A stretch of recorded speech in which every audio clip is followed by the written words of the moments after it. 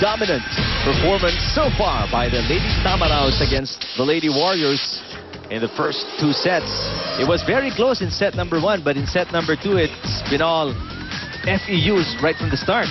Well, I think itong FEU na warm-up na in the second set, we've seen a lot of good plays coming from them. Giselle C really did a good job in, distributing the plays. We've seen Morada go from the middle, do a running attack, and also pulled out from the bench was itong si Michelle Bagang, who, yun nga sinabi natin kanina, no? Every minute spent inside the court was really quality for this girl. And the numbers really speak for itself. Set number 2, 15 attack points. Impressive points there for the Lady Tamaraos as compared to only 4 of the Lady Warriors. 5 block points for FEU, 2 for the Lady Warriors. And in terms of unforced errors, 8 here for the Lady Tams and 5 for UE. Now, yung 8 na yan, most of those coming from the service area. But despite sa dami ng error nila, ang laki pa rin ng pinanalo nila. Oh, but I mean, if you look at the attacks, this is very clear why UE actually lost the second set. Imagine 15 attack points for the FEU Lady Tamaraos as compared to only 4. Imagine how big the gap is. And that's something again na kailangan na pag-isipan at saka bumawi agad itong UE. You saw briefly the face of Kite Rosales, yung medyo distress sa face niya. No? Come on, let's go. She was egging her teammates. Pero mostly, si Caballero yung nakikita nyo in that huddle as we prepare to begin set number 3. Obviously, it's the backs of the Lady Warriors are against the wall at this point. I mean, it's win this or finish this afternoon being swept by FEU. But, for them to pull off winning the third set, I think na looking back at the second set, first things first, kailangan magaling service reception, better defense as well because yung opensa ng FEU gumagana na. And lastly, we saw the big difference there in terms of attacks, So they need to be more aggressive, especially for the front line. Bulan with a drop shot. Bulan smarter with that attack. Kanina, she was having a difficult time in penetrating the blockers. Service, Masangkay. The setter Masangkay calling out the play. Nakita nyo sumenya siya ng 3. We'll see what that looks like here. And let's see if they will be able to execute that. Unfortunately not. Tied up As Yulalio. Great hit from the middle. Giselle C really optimizing her middle blockers. Kanina si Maika Morada. This time it's Yulalio.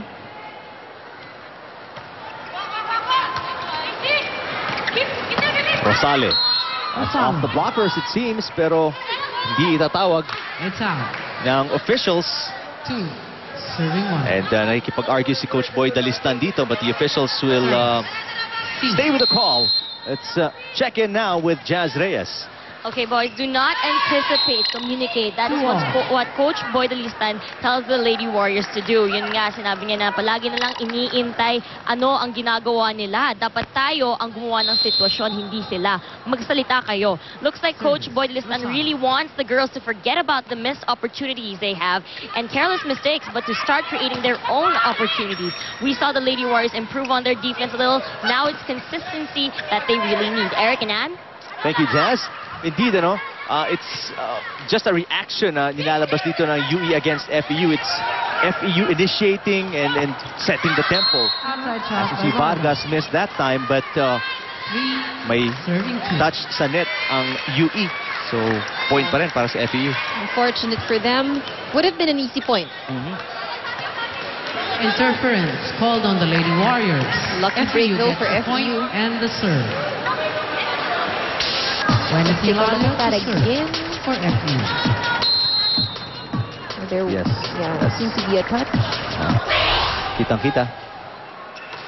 The violation committed by Dawis, if I'm not mistaken, that time. Oh, and this is the same problem that Bulan encountered earlier. Power from Vargas. Here comes Bulan. Oh, winning. Oh, this time it was Bulan who touched the net. Coach Dalistan is clarifying kung anong violation doon. He hasn't been getting the better deal of the calls here with the officials. Oh, what do you think, Ann? Seems like there was a touch, but it's quite unclear if the touch came from the other side. Kasi the net moved. Coach Dalistan getting the short end of the stick here so far. Comes to the calls of the game. Back set. Dizon. That doesn't Errors count. are not going to help their cause. 5-2. Let's go check in with FEU and listen to Bea Coronel. Thanks, Eric. Well, Coach Ness just wants the girls to bank on what they've been working all week at practice. That is the importance of anticipation and the approach. Bawal yung mag-abang-abang lang, said Coach, habulin natin. In addition, to avoid any future defensive lapses that may be attributed to misunderstandings on the floor, he also reminded the girls to constantly communicate to balance out their already impressive offense. Eric and Ann? Thank you, Bea. So far, everything going right for FEU. Serving. Are performing The Warriors. the plays that they practiced throughout this, the off season, and everything is as expected so far for Coach Nes Mamilar. Caballero. Coach Dalistan, I can see him from my periphery here, really disappointed with the kind of offense he's getting from the Lady Warriors.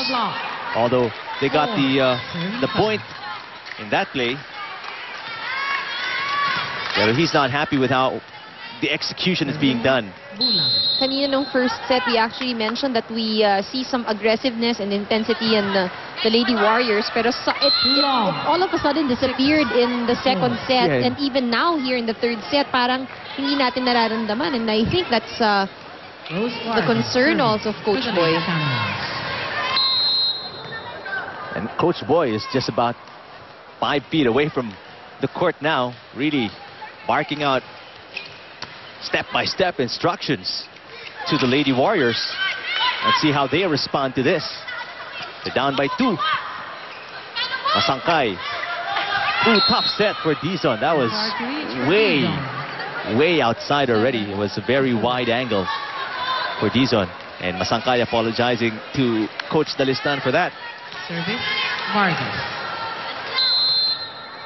Things are not working well, and if you would recall in the second set rather, ang laki nung nilamang nitong FEU. So if I were in place of UE, syempre the last thing that I want is for FEU again to take that big lead.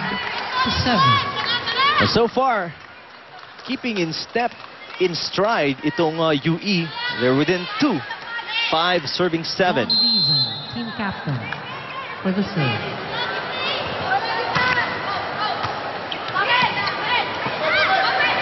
Rojas has been very lethal from almost all angles of the court today, and it continues here in set number 3. 8-5 is the FEU lead here in set number 3.